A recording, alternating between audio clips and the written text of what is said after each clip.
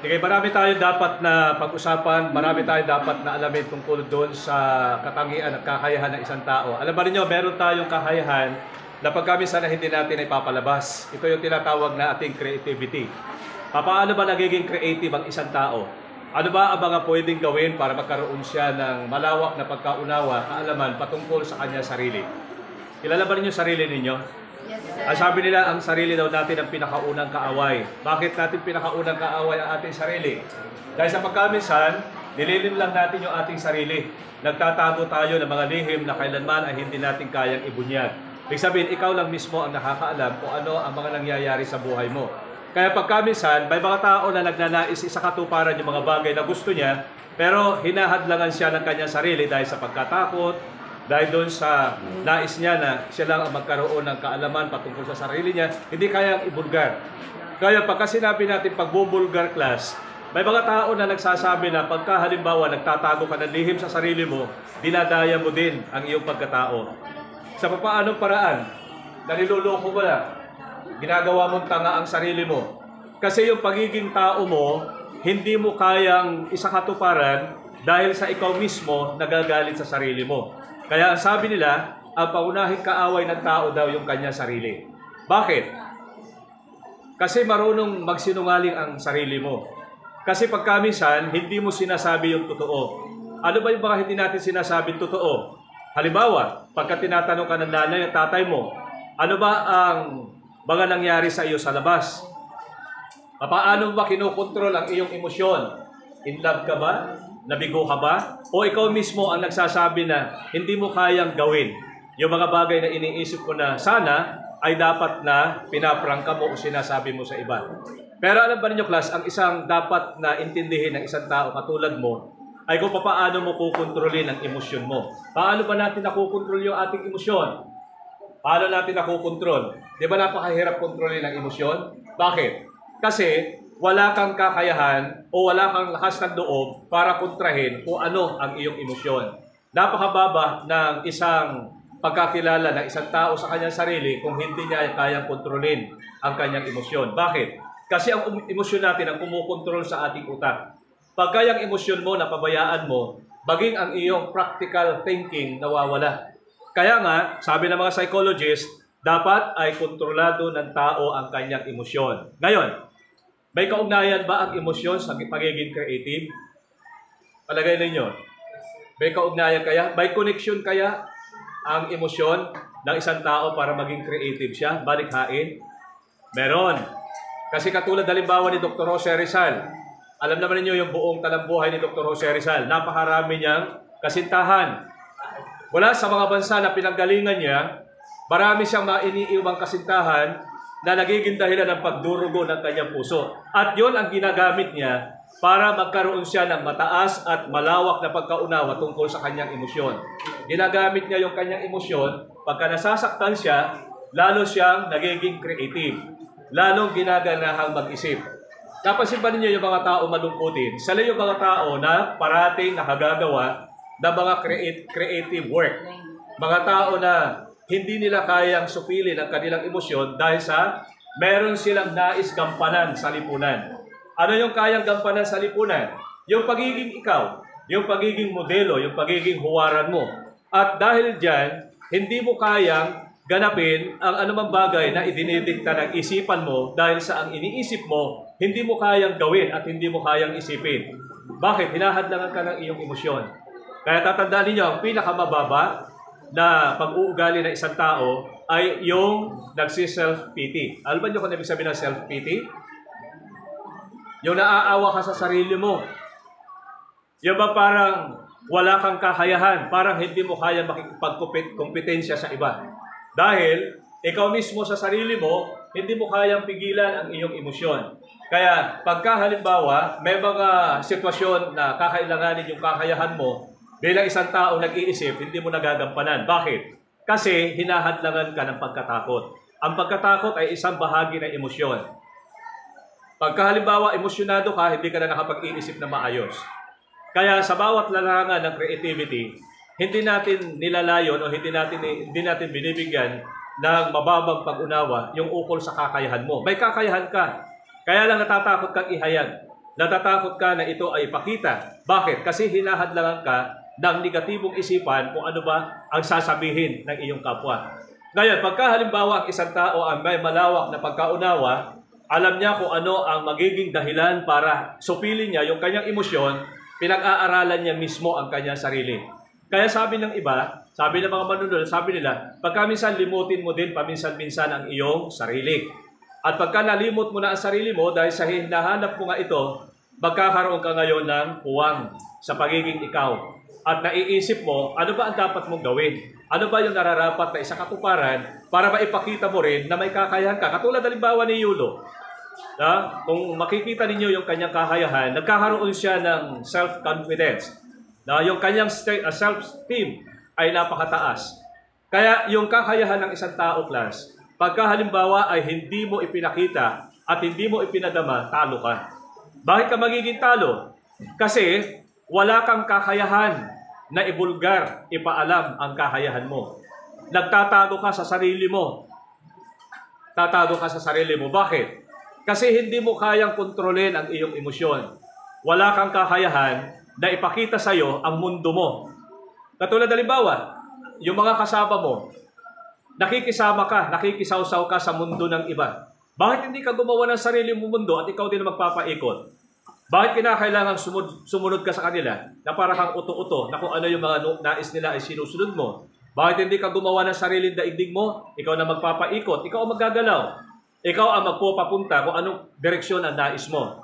Kaya lahat ng ating ginagawa, kinakailangan ay meron tayong kakayahang kumontrol ng ating emosyon dahil sa ating emosyon, pagka yan ang nabayani, hindi mo na kayang mag-isip.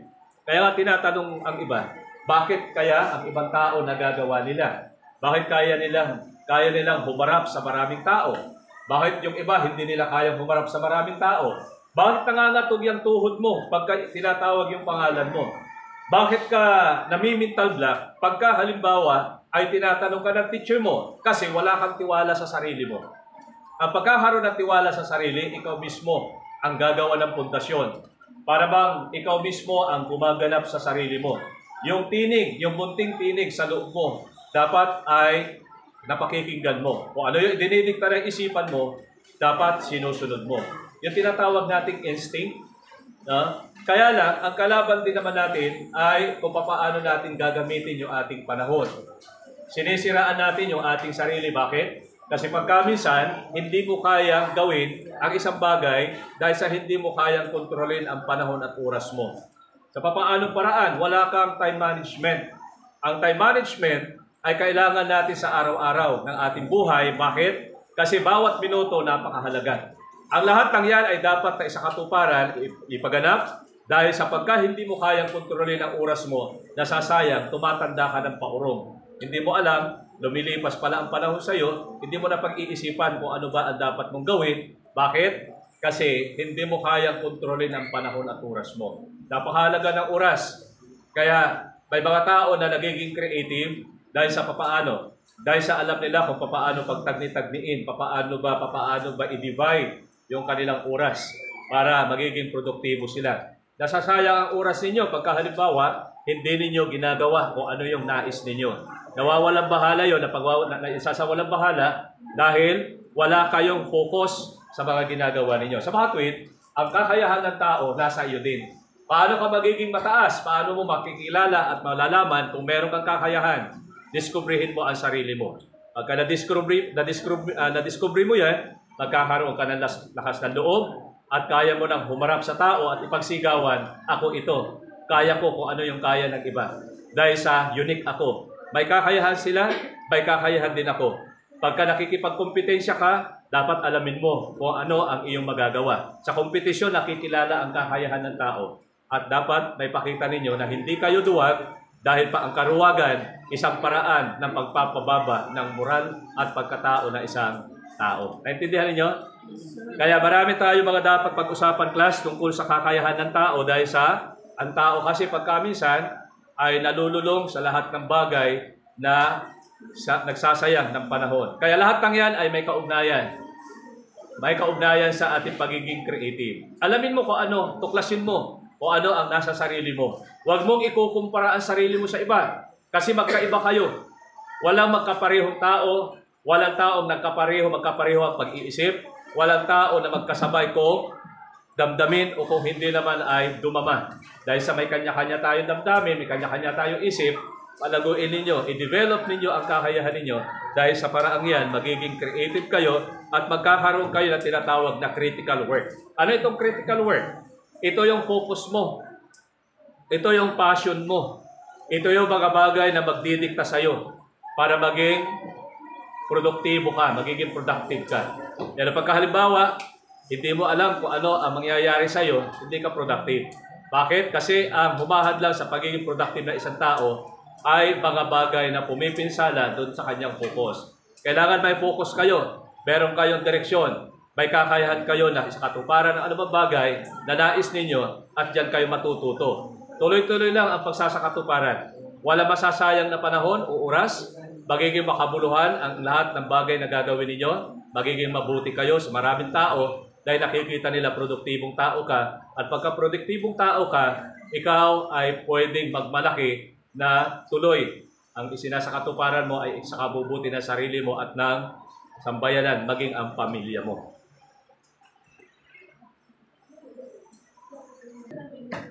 Kagaya na sinabi ko sa inyo, ang pangunahing kaaway ng tao ay ang kanyang sarili. Pero pwedeng maging kakampi ang sarili. Bakit? Dahil sa pagkaminsan, may mga hadlang pagka may mga nais tayong gawin, kaya ang humahadlang din ay ang sarili mo. Pero pagka kumonikta ka sa iba, nagkaroon ka ng kakayahang kumonikta sa mga hindi mo kakilala, lalo na halimbawa yung nagsasalita sa loob mo, yung tinatawag nila na munting tinig, na sa pamamagitan niyan ay nagiging lubos ang lahat ng inyong kakayahan dahil meron kayong kakayahang alamin kung ano ang nais mo. Kaya naaalis yung anxiety, naaalis yung bagabag, naaalis yung pagkagalit. Pero sa papaanong paraan natin magiging kakampi ang ating sarili? Gumawa ka ng paraan na aliwin mo ang sarili mo. Sa papaanong paraan mo aaliwin ang sarili mo? Lumabas ka. Tumingin ka sa mga punong kahoy.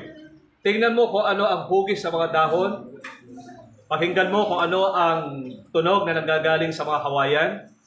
Pumunta ka sa ilog, sa tabing ilog. Mag-meditate ka. Pakinggan mo yung agos ng tubig, yung lagaslas ng tubig, yung mga huni ng ibon. At pagka yan ay sinakatuparan mo, matutuklasan mo na hindi ka lang nag-iisa sa mundo. May kasama ka. Maliban sa sarili mo, may kasama ka pa na nagdidikta sa iyo kung ano yung gagawin. Para bang arkanghel na nasa kabila ay negatibo at pagkatapos yung nasa kabila ay positibo. Alamin mo lang ang positibong side. Dahil sa pagka hindi mo inalam yung positibong panig, malilito ka kung ano ang gagawin. Nagiging dahilan ito para magkaroon ka ng doubt o agam-agam sa sarili mo na hindi mo kayang gawin ang anumang bagay na ninanais mo. Komunikta ka sa iba. Pag-aralan mo sila. Tingnan mo kung paano sila kumikilos. Tingnan mo kung paano nila nagagamit yung kanilang oras. Tingnan mo o pag-aralan mo kung paano sila magsalita. At alamin mo din kung saan nila ginugugol yung kanilang oras. Ganyan nyo makikita ang sarili ninyo. Matatagpuan nyo sa iba ang sarili ninyo. Pero hindi nangangahulugan na pagkahalimbawa, tinanggap mo yung mga ginagawa ng iba, ay pagka hindi mo na nagampanan o nagawa, magkakaroon ka na naman ng hinanakit sa sarili mo. Bakit? Kasi yung minumodelo mo, hindi mo kayang tumbasan, hindi mo kayang gayahin. Kaya yung panggagaya pagkaminsan, pwede rin yun.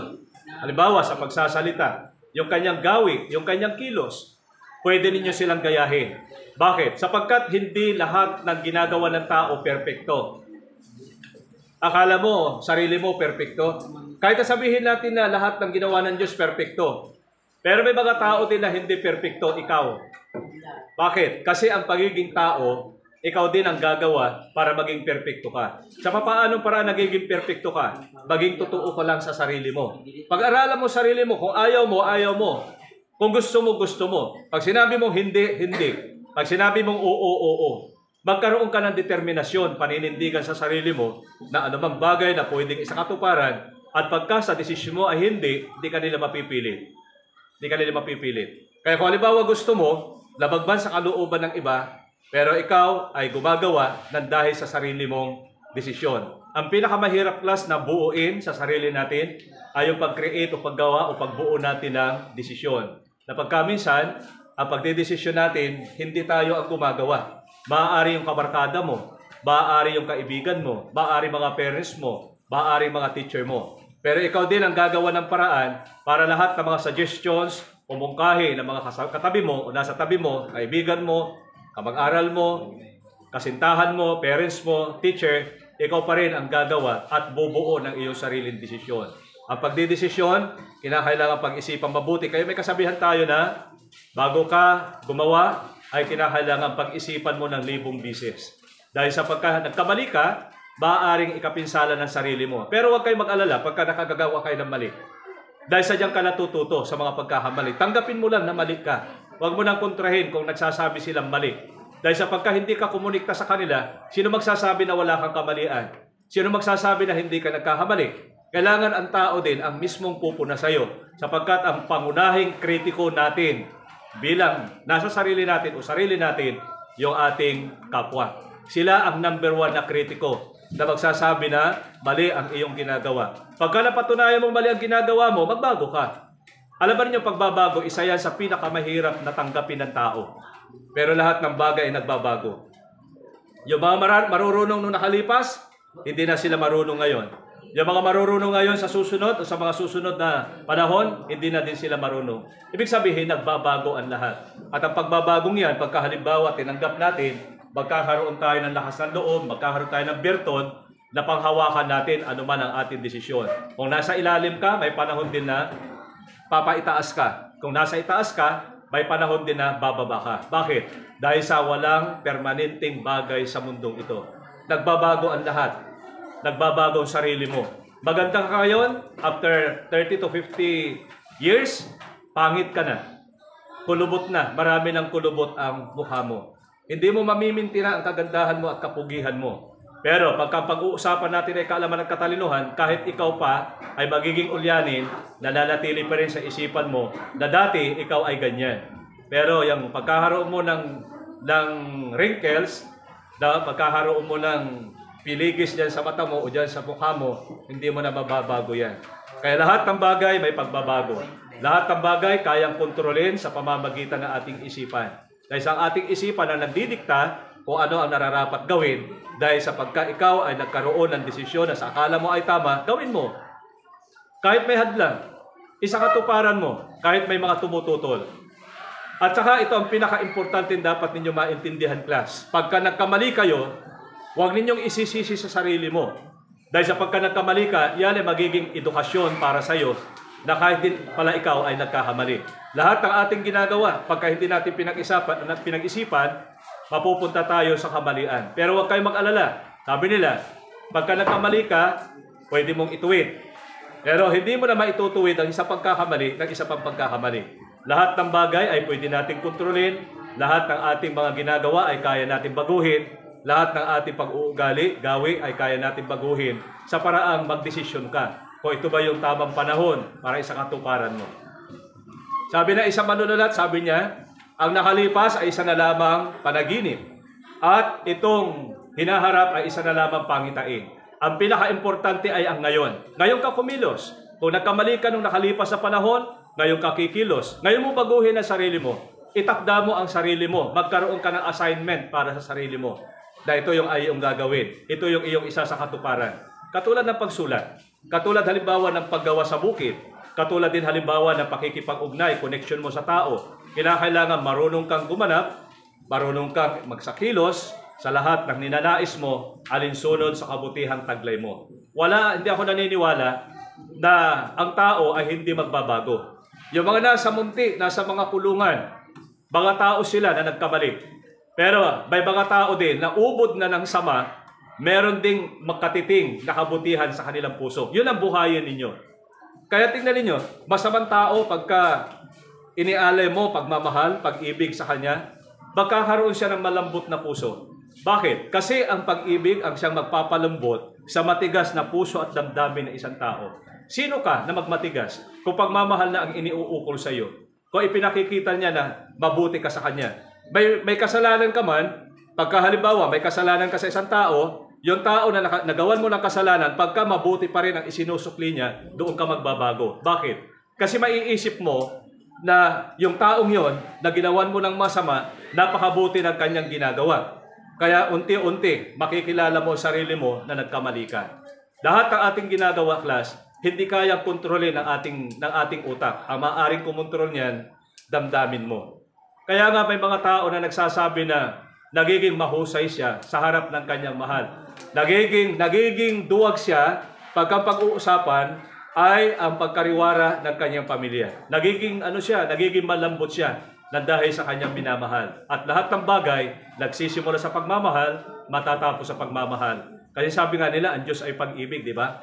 Kaya lahat ng ating ginagawa ay nababatay sa pag-ibig. Kaya kung wala kang pag-ibig, walang saysay ang buhay mo. Ang pag-ibig ang siyang nagpapainog sa mundo. Ito ang nagbibigay sa atin ng lakas ng loob para sa katuparan natin ng mga bagay na gusto natin dahil ito ang pasya ng iyong puso at mananatiling mabuti ang kalagayan mo sa buhay dahil marunong kang magmahal. Naintindihan niyo? Pagmamahal lang yan. Halimbawa, may kasabihan nga doon. Sabi nga doon sa Biblia, pag sinampal ka sa kanan, ibigay mo ang kaliwa. Ipasampal mo uli ang kaliwa. Ano bang ibig sabihin nun? Pagka ginawan ka ng masama, suklian mo ng kabutihan. No? Bakit? Kasi apoy siya, magiging apoy ka din, di lalo kayo magliliyab, lalo kayo masusunog. Pero kung apoy siya, ikaw naman ay tubig, pagka binuhusan mo ng tubig, sino mananalo? Yung tubig o yung apoy? Tubig. Yung tubig. Kaya papatayin ng pag-ibig ang sama ng loob. Kaya lahat ng ating mga ginagawa ay may kaugnayan sa ating damdamin, sa ating puso. Wala nang pinakamabuting dapat gawin ang isang tao para matino, para tumino ang iyong kaaway. Bigyan mo siya ng pagmamahal. Ibigin mo siya. Sabi nga doon sa Bible, sabi niya, ibigin mo ang iyong kaaway. Paano mo iibigin yung iyong kaaway? Kakaibiganin mo. Magpakita ka ng magandang ehemplo sa kanya. Sabi na lang masama na kanyang ginagawa, ang sukli mo ay mabuti. Kaya tingnan ninyo, magiging maganda ang takbo ng ating daigdig pagka puro pagmamahal ang umiiral. No? Ini-apply natin. Inilalapat natin. Pero alam ba ninyo, magbabago pa kaya ang mundo? May nabasa ako doon sa, nabasa ako doon sa YouTube, na sabi nila, ang sagot daw sa kahirapan at kabutihan ng tao, edukasyon. Pero bakit ang karamihan ng mga kurakot, mga edukado, may mataas sa pinag-aralan? Kaya nga pagkabuhay si Dr. Jose Rizal, sabi niya noon, ang makapagbibigay lang ng kalayaan sa bansa natin ay edukasyon. Pero kung buhay sana siya ngayon, makikita niya na ang karamihan ng mga edukado, sila pa yung kurakot sa sa gobyerno natin. Sino pa yung may pinakamataas na katungkulan? Kung sino pa yung may pinakamataas na pinag-aralan, sila pa yung gumagawa ng kasamaan. Alam ninyo yan. Nababasa ninyo yan. Napapanood ninyo sa telebisyon. Kaya hindi natin pwedeng sabihin na ang isang tao na walang pinag-aralan ay masama. Sila pa nga yung walang pinag-aralan, sila pa yung mga mabubuti. Kung sino pa yung may pinag-aralan, sila pa ito mga mananluluko. Kaya hindi patas ang mundo, sabi nila. Naitatago ang katwiran, naitatago ang hustisya. Ang nananaig, kung may pera ka, panalo ka. Kung wala kang pera, talo ka. Pero hindi magwawakas ang mundo natin sa ganyan. Hindi magwawakas ang mundo natin sa ganyang sitwasyon. Bakit? Dahil nariyan ka, nariyan tayo, nandito kayo, na maaari magbigay ng positibong pananaw sa pag-ikot ng sarili mong daigdig. Gumawa ka pala ng sarili mong pasya na may sa katuparan mo mga bagay na maaari magdulot ng ikabubuti ng iba, hindi lang sarili mo. At pagka ganyan ang isipan natin, dahil sa katuparan natin, ang pagiging maayos at mabuting tao sa lipunan, magiging maganda ang takbo ng ating lipunan. Magkakaroon tayo ng patas na ugnayan sa isa't isa. Kaya pinakamabuting paraan bago ko wakasan ang aking mga itinuturo sa inyo, matuto kayong magmahal, matuto kayong magpakadugi, matuto kayong umasa sa kung ano ang idudulot ng mabuting ginagawa ninyo. Tandaan ninyo, lahat tayo mamamatay, lahat tayo mawawala sa mundong ito. Pero ito din ang tatandaan ninyo, ang pinakamaganda at pinakamabuting maiiwan mo sa daigdig na ito ay ang mabuti mo pangalan. Yan lang maiiwan ninyo na pinakamaganda, yung mabuting pangalan. Naintindihan ninyo? Yes, sir. Salamat sa mga nakinig.